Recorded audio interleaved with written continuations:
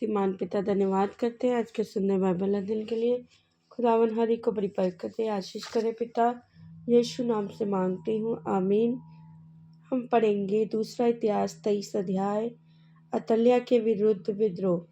7वें वर्ष में यहोयादा ने हियाब बांधकर यहोराम के पुत्र अजर्या, यहोनानान के पुत्र इश्माएल, ओबेद के पुत्र अजर्या, अदायाह के पुत्र मासेया और जिक्री के पुत्र अलीशापात और सब शस्पतियों से वाचा बांधी। तब वे यहूदा में घूमकर यहूदा के सब नगरों में लेवियों को और इस्राएल के पितरों के घरानों के मुख्य मुख्य पुरुषों को इकट्ठा करके यरूशलेम को ले आए।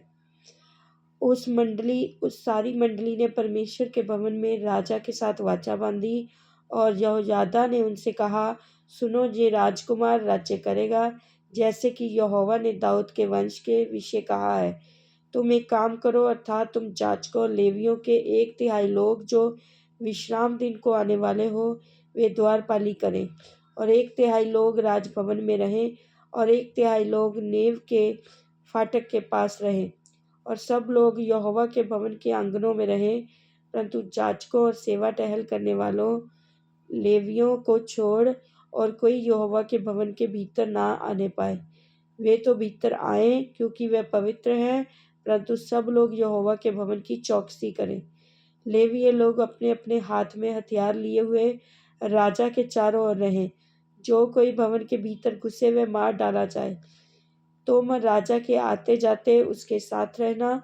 यहोयादा जाचक की इन सब आज्ञाओं के अनुसार लेवियों और सब यहूदियों ने किया। उन्होंने विश्राम दिन को आने वाले और विश्राम दिन को जाने वाले दोनों दलों के अपने अपने जनों को अपने साथ कर लिया, क्योंकि यहोयादा जाचक ने किसी दल के लेवियों को विदा ना किया था। तब यहोयादा जाचक ने शस्त्रपतियों को राजा दाऊद के बर्छे और भाले और ढालें जो परमेश्वर के भवन में थी दे दी। फिर उसने उन सब लोगों को अपने अपने हाथ में हथियार लिए हुए भवन के दक्षिणी कोने से लेकर उत्तरी कोने तक वेदी और भवन के पास राजा के चारों ओर उसकी आड़ करके खड़ा किया। तब उन्होंने राजकुमार को बाहर ला उसके सिर पर मुकुट रखा और साक्षी पत्र देकर उसे राजा बनाया। और यहोयादा और उसके पुत्रों ने उसका अभिषेक किया और लोग बोल उठे, राजा जीवित रहे। जब अतल्याह को उन लोगों ने हल्ला को दौड़ते और राजा को सराहते थे सुनाई पड़ा, तब वह लोगों के पास यहोवा के भवन में गई। उसने क्या देखा कि राजा द्वार के निकट खंबे के पास खड़ा है और राजा के पास प्रधान और तुरी बजाने वाले खड़े हैं, और सब लोग आनंद कर रहे हैं और तुरियां बजा रहे हैं, और गाने बजाने वाले बजाते और स्तुति करते हैं। तब अतल्याह अपने वस्त्र फाड़कर पुकारने लगी, राजद्रोह, राजद्रोह। तब यहोयादा जाचक ने दल के अधिकारी शस्त्रपतियों को बाहर लाकर उनसे कहा, उसे अपनी पंक्तियों के बीच से निकाल ले आओ। जो कोई उसके पीछे चले वह तलवार से मार डाला जाए। याजक ने कहा, उसे यहोवा के भवन में ना मार डालो। तब उन्होंने दोनों ओर से उसको जगह दी, और वे राजभवन के घोड़ा फाटक के द्वार तक गई, और वहां उन्होंने उसको मार डाला। तब यहोयादा ने अपने और सारी प्रजा के और राजा के बीच यहोवा की प्रजा के होने की वाचा बंधाई।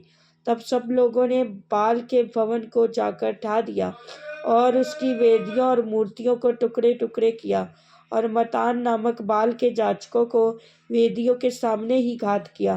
तब यहोयादा ने यहोवा के भवन की सेवा के लिए उन लेवीय जाचकों को ठहरा दिया, जिन्हें दाऊद ने यहोवा के भवन पर दल दल करके इसलिए ठहराया था कि जैसे मूसा की व्यवस्था में लिखा है वैसे ही यहोवा को होम बलि चढ़ाया करें, और दाऊद की चलाई हुई विधि के अनुसार आनंद करें और गाएं।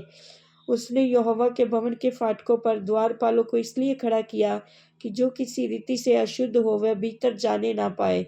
वे शक्तिपतियों और रईसों और प्रजा पर प्रभुता करने वाले और देश के सब लोगों को साथ करके राजा को यहोवा के भवन के नीचे ले गया और ऊंचे फाटक से होकर राजभवन में आया, और राजा को राजगद्दी पर बैठाया। तब सब लोग आनंदित हुए और नगर में शांति हुई। अतल्या तो तलवार से मार डाली गई थी।